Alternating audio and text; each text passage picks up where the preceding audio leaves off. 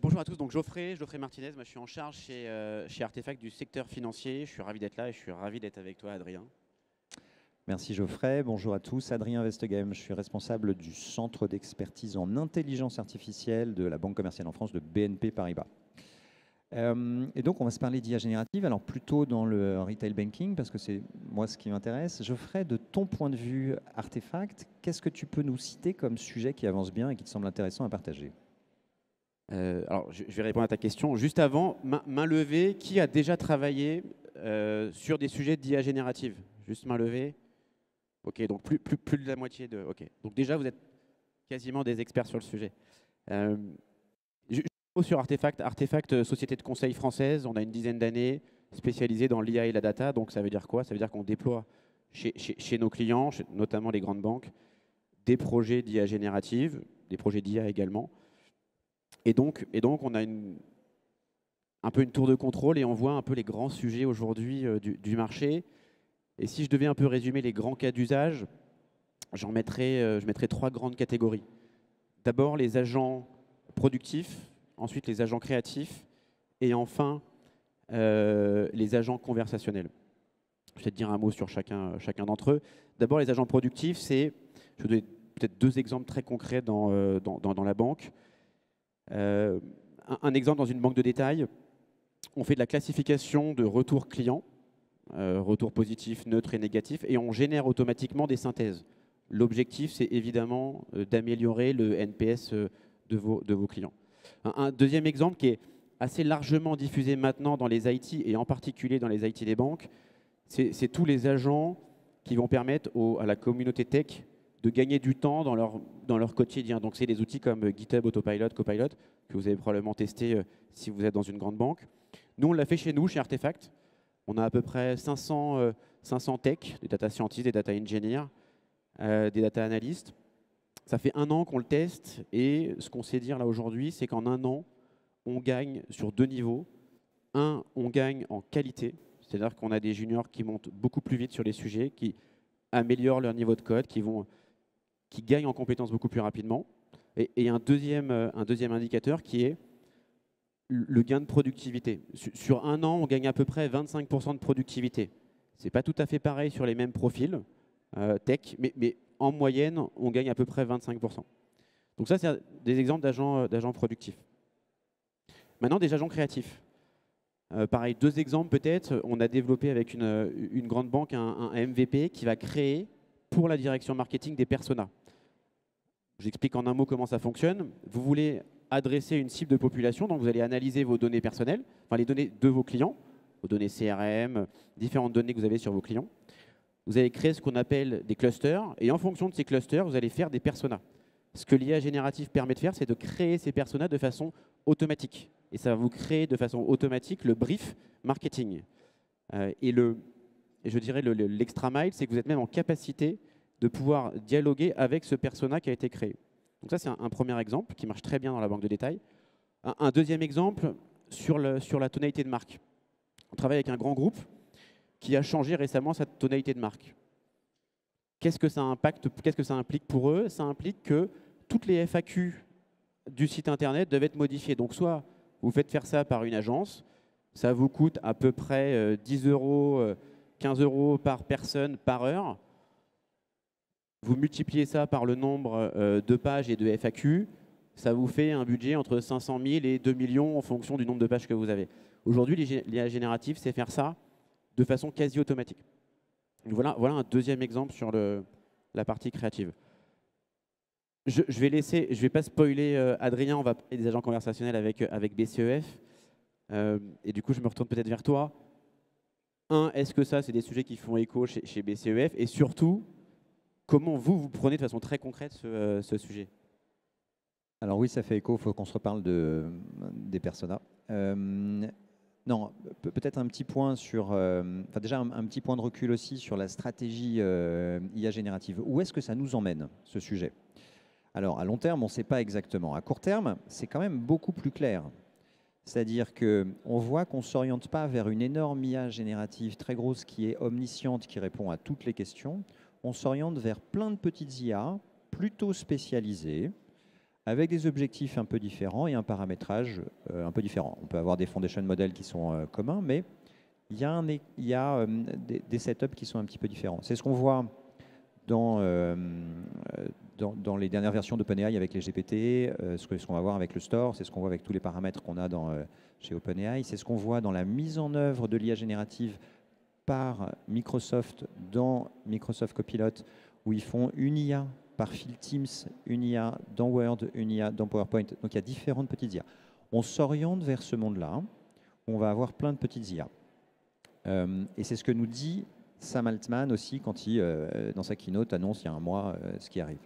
Donc voilà, c'est la direction et c'est effectivement la stratégie de BCEF sur le sujet. Alors, pourquoi je vous en parle? Parce que Sam Altman l'a spoil il y a un mois.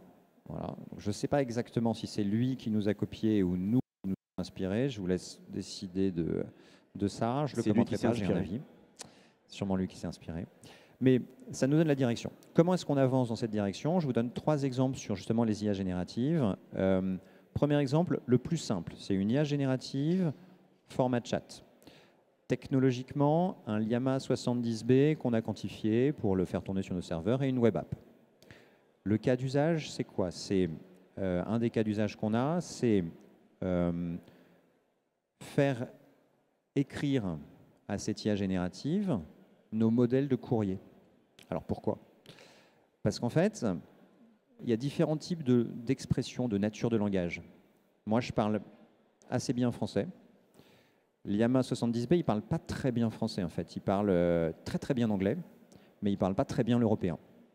En revanche, de façon contre-intuitive, il parle pas trop mal le banquier.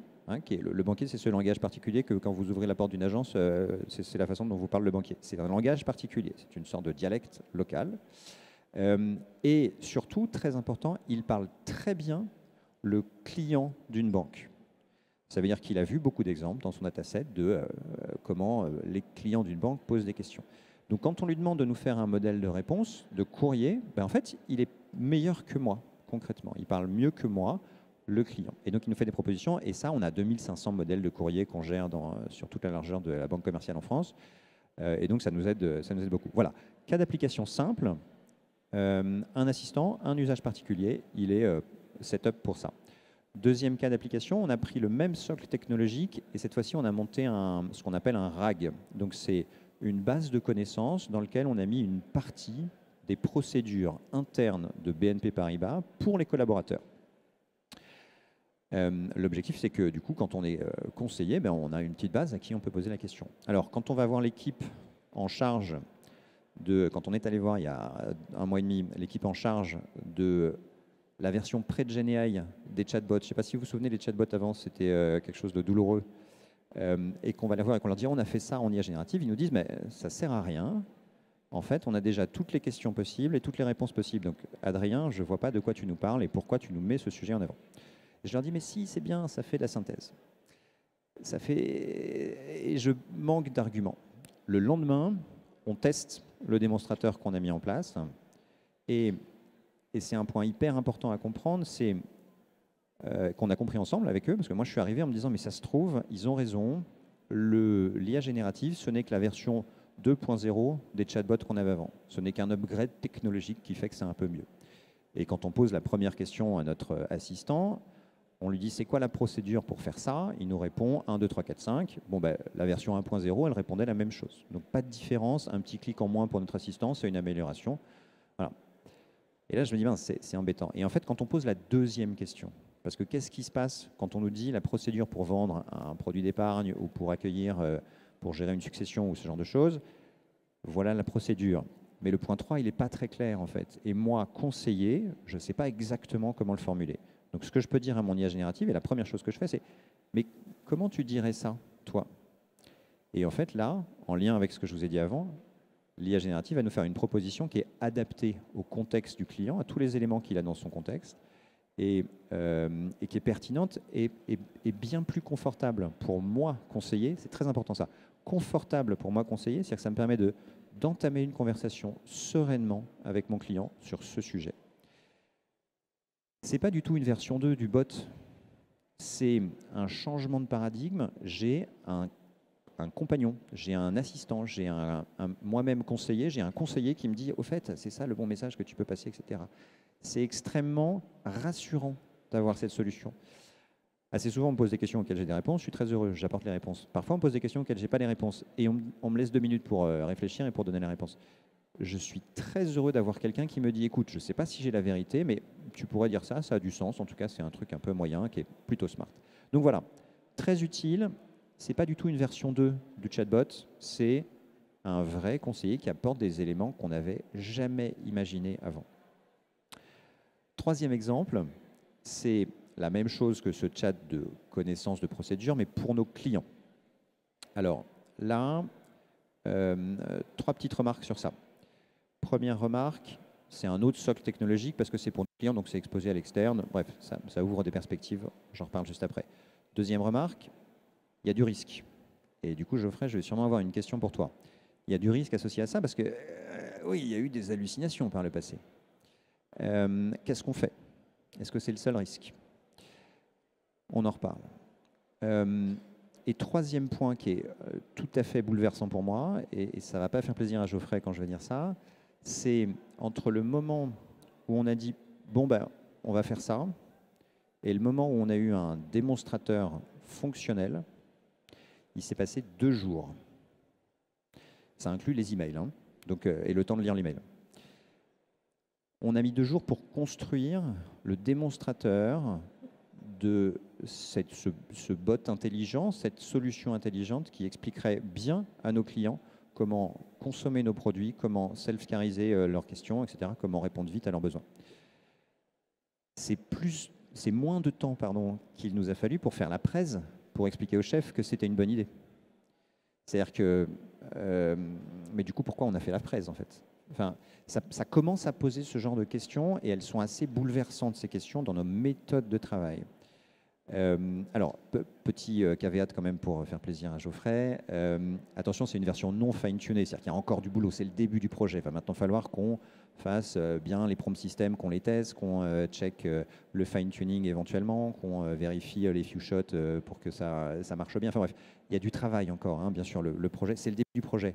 Mais la preuve technologique sur quelque chose d'opérant, hein, c'est-à-dire que c'est déjà bluffant, c'est déjà beaucoup mieux que ce qu'on a sur nos sites, elle est extrêmement rapide et ça, c'est un nouveau schisme qu'il faut comprendre. Voilà. Du coup, Geoffrey, dans cette complexité, est-ce que tu peux nous dire ce que toi tu retiens, comment tu t'orientes? Et deuxième question, on s'est parlé des risques. Qu'est-ce que tu vois et comment on se protège? Alors, plusieurs questions, effectivement. Alors, ça ne me fait pas plaisir. Pourquoi? Parce que 2 jours, c'est beaucoup, c'est ça? Ou c'est rapide? Parce que 2 jours, c'est pas cher, mais si tous les projets, c'est 2 jours, vous êtes mort. Alors, en effet, plusieurs, si on fait un petit pas de recul là, sur l'année, on va dire, qu'on a de recul sur les différents projets de GenAI. Plusieurs grands constats. Le premier constat, un premier enseignement, c'est le sujet autour de la hype.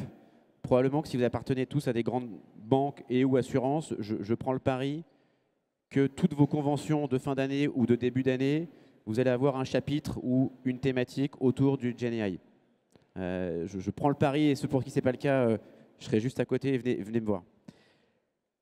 Ça veut dire quoi? Enfin, moi, ma conviction là-dessus, c'est quoi? C'est que évidemment que c'est une avancée incroyable. En revanche, ce n'est pas l'alpha et l'oméga qui va vous permettre d'optimiser votre cost to serve, d'améliorer votre PNB si on est dans les environnements bancaires, dans tous les cas de figure. Et je vous donne un exemple très concret. Quand on regarde l'optimisation des back-office, si je vous prends un exemple très simple qui est l'optimisation prenons le crédit immobilier par exemple, bien sûr que le GenAI vous apportera des gains à gauche, à droite, mais le ratio coût-gain d'efficacité opérationnelle ne sera pas incroyable par rapport à d'autres technos que j'évoquais tout à l'heure, comme des technos de reconnaissance d'image, des technos de machine learning. Donc oui, c'est un outil incroyable. En revanche, ce n'est pas l'alpha et l'oméga pour tous les sujets. Donc attention à ce côté hype. Ça, c'est le premier élément.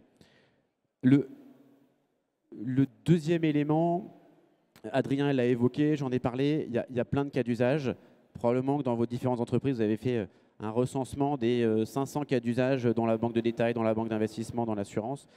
Je pense que l'enjeu n'est pas tellement là. L'enjeu est de commencer à les lancer et de commencer à les déployer, de préférence sur des sujets qui n'utilisent pas forcément des données clients, même si évidemment c'est possible. Et j'aime bien paraphraser la phrase d'Andrew Ng, c'est que là l'idée c'est de lancer le plus de MVP sur le mur et garder ceux qui collent.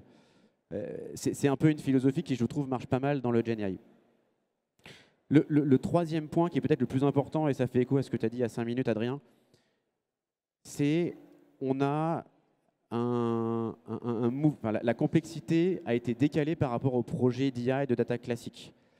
C'est exactement ce que tu as dit. Aujourd'hui, un MVP, même un peu robuste, il faut aller 2 jours, parfois un peu moins, pour le faire. Donc, l'enjeu est beaucoup moins sur la capacité à faire des modèles de data science. L'enjeu est beaucoup plus sur intégrer ces modèles dans des environnements, dans vos environnements IT, souvent on-prem, pas toujours, mais en tout cas souvent on-prem, complexes. Et donc ça veut dire quoi d'un point de vue très concret et très opérationnel? Ça veut dire que quand on regarde une équipe projet sur des sujets de Generative AI, vous allez avoir de moins en moins de data scientists, je suis désolé s'il y a des data scientists en tout cas sur ces sujets-là, de plus en plus de profils qui vont avoir des compétences de data engineer, de ML engineer. Pour ceux qui ne sont pas familiers avec ces notions-là, c'est quoi? C'est moins des gens qui vont faire du modèle et plus des gens qui vont prendre le modèle, tirer un peu les câbles et l'intégrer ça dans des écosystèmes, dans vos IT. Et donc, on a vraiment ce décalage de la complexité vers l'industrialisation. Ça, c'est le troisième enseignement. Le quatrième, tu l'as dit tout à l'heure, évidemment, il y a des risques. Évidemment, il y a des risques. Si j'en prends quelques-uns, je ne serai peut-être pas exhaustif, mais quelques-uns, vous allez avoir le risque de propriété intellectuelle, vous allez avoir le risque de perte de contrôle du modèle, vous allez avoir le risque de cyber, de fuite des données. Si je dis un mot sur chacun de ces risques, l'IP, je pense que vous avez tous lu ce sujet-là, c'est qu'il y a un risque à entraîner des modèles avec des données qui sont non propriétaires. Ça, c'est un risque sur les thématiques autour du GenAI. Vous avez un risque sur la cyber, sur les fuites de vos données. Quid d'une cyberattaque qui va venir pomper tous vos prompts et vos données? Est-ce que c'est possible? Donc ça, c'est un deuxième risque avéré. Troisième risque, le risque de perte de contrôle du modèle avec, si demain vous mettez, je donne un exemple très concret, vous mettez à disposition un chat comme l'évoquait Adrien à vos clients. Si demain le chat est sexiste, biaisé, hallucine, évidemment, vous avez un énorme risque réputationnel. Alors, la bonne nouvelle, c'est qu'il y a quand même un certain nombre d'éléments de réponse pour contourner ces risques. Le premier, c'est que les gros acteurs, alors je ne vais pas faire de pub pour l'un ou pour l'autre, mais les gros acteurs technologiques autour du GenAI sont en capacité, en tout cas pour les plus avancés, à vous donner des garanties juridiques sur l'utilisation de vos données, sur la localisation de vos données. Donc, regardez comment sont structurés vos contrats. Aujourd'hui, si on peut citer AXA parce que AXA en a parlé dans la presse, mais AXA a développé son Secure GPT. C'est exactement ça, c'est que AXA a un certain nombre de garanties sur l'utilisation de ces données. Premier point. Deuxième point, il existe des bonnes pratiques de déploiement et de monitoring des modèles de GenAI dans vos environnements. On a développé un certain nombre de golden rules. Pareil, on ne va peut-être pas se les lister là, mais en tout cas, on a suffisamment de recul maintenant pour monitorer, limiter les hallucinations et contrôler notamment les biais que j'évoquais tout à l'heure. Après, troisième façon de contourner ça, c'est la formation, la sensibilisation, l'acculturation. Le fait déjà d'être sensibilisé à ces risques, c'est la première étape pour les gérer. Et peut-être que vous êtes là autour de la table, tous des experts du sujet, mais quand on prend, je vais filer la métaphore d'AXA ou de BNP, les 140 000 personnes d'AXA, probablement qu'il y en a un certain nombre qui n'ont pas le même niveau d'information que vous. Donc tout l'enjeu des grands groupes, de BNP en particulier, c'est d'arriver à former et à sensibiliser l'ensemble de leur staff à ces sujets-là. Donc voilà en un mot les grands risques qu'on voit, nous, chez Artefact, chez nos clients. Alors, est-ce que tu vois ça ou c'est complètement à côté? Non, c'est assez aligné.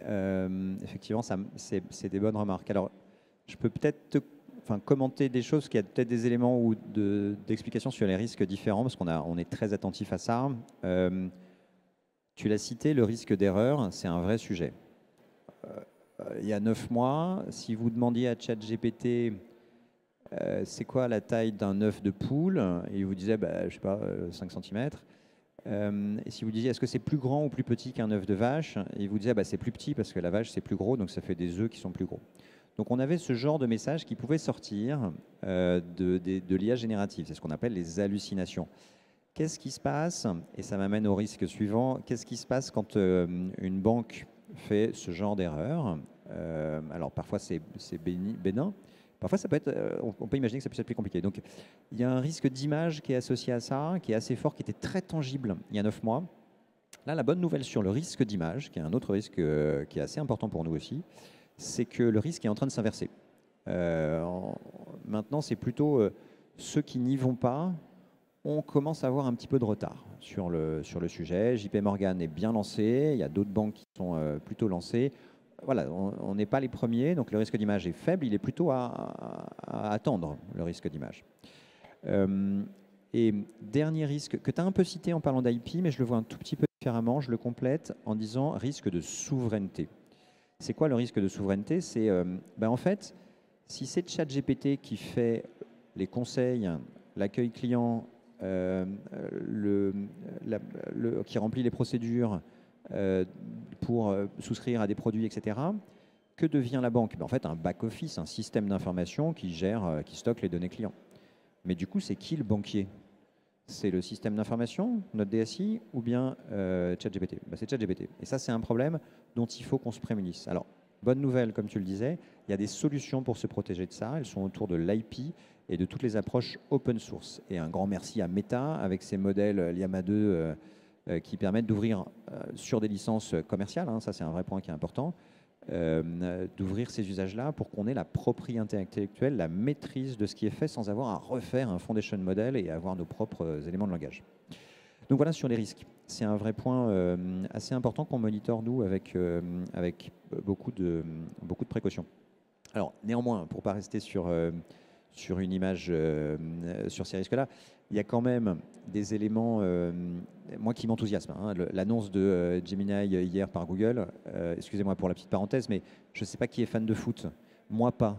Mais j'ai l'impression qu'un PSG-OM, c'est vraiment le climax du plaisir pour un fan de foot. Bah là, on va avoir un DeepMind OpenAI pendant 6 mois au moins. Ça va être une régalade. Je vous annonce plein de bonnes nouvelles sur Twitter. Je ne sais pas ce que ça va être, mais ils vont se livrer une guerre à couteau tiré et les deux sont hyper forts. C'est génial. Bref, je suis enthousiaste par la techno. Pas de techno, on n'a pas d'ordinateur, on n'a pas de réfrigérateur, mais on n'a même pas de feu en fait sans techno. Pas de techno, c'est pas cool. En fait, on a une vie qui n'est pas agréable. La techno apporte du confort. Ça enlève de la pénibilité. On a beaucoup travaillé sur le siècle dernier la pénibilité physique. C'est-à-dire qu'on a fait des robots, des machines. En France, on a poussé ça très loin. Dans le reste du monde, ce n'est pas encore partout bien développé, mais on a poussé ça très loin. Peut-être même un peu trop loin. On a fait des escalators. C'est merveilleux, les escalators. C'est-à-dire qu'aujourd'hui, je n'ai plus à me fatiguer pour monter. Je fais ça, ça y est, je monte tout seul. On est allé tellement loin qu'on a fait aussi des salles de sport. C'est-à-dire comme du coup, je ne marche plus, faut que j'aille marcher à côté dans un endroit spécialisé où je vais pouvoir bouger mes jambes. Vous voyez la contradiction. On a vraiment travaillé les robots, la pénibilité physique. On n'a pas beaucoup travaillé la pénibilité mentale.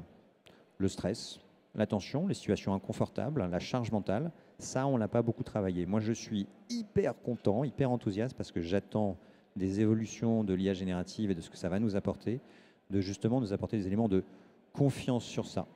J'ai 3500 emails de retard non lus. C'est un stress pour moi. Sincèrement, ça se trouve, j'ai des emails de mes boss. C'est compliqué. C'est pour ça que je t'envoie que des textos, du coup. Oui, tu as raison. Mais ce stress-là, il est sincère. J'espère que demain, il va disparaître parce qu'en fait, il y a une IA qui me dira non, j'ai checké, il n'y a que 3 points importants auxquels tu n'as pas répondu. Voilà, j'attends ça, l'IA, et pour moi, c'est un vrai point très important, très en lien avec le confort des travaux qu'on réalise. Bon, je te laisse le mot de la fin, Geoffrey, bien sûr. Non, mais parfaitement aligné avec évidemment avec ton analyse, et peut-être un mot de la fin, c'est un peu en lien avec ce que tu viens de dire, c'est optimiste. Évidemment, je partage ta métaphore que j'adore sur la charge mentale. Ça va transformer, alors peu importe les stats, mais probablement plus de 80% de nos métiers.